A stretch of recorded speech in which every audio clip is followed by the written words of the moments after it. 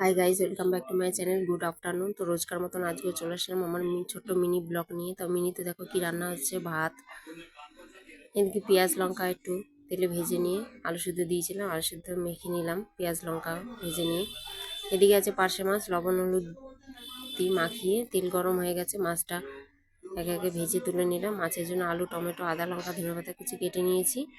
তেল গরম হয়ে গেছে, আলুগুলো দিয়ে ভেজে নিয়ে মশলাটা দিয়ে সামান্য কষিয়ে 10 মিনিট ঢেকে রেখে সামান্য পরিমাণে একটু ঝোল দিয়ে ধনেপাতা দিয়ে মাছগুলো একে একে দিয়ে নাড়াচাড়া করে রেডি আজকের মতন পার্শে মাছের ঝাল।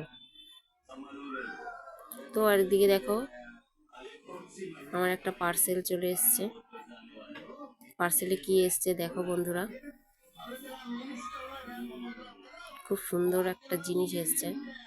তো তোমরা দেখতে থাকো কি এসছে। দেখো সুন্দর একটা পারফিউম এসছে, তোমরা এই পারফিউমটা ব্যবহার করে দেখতে পারো, স্মেলটা খুব সুন্দর। আজকের মতো মিনি ব্লগ এখানে, টাটা বাই বাই, আবার দেখা হবে কালকে।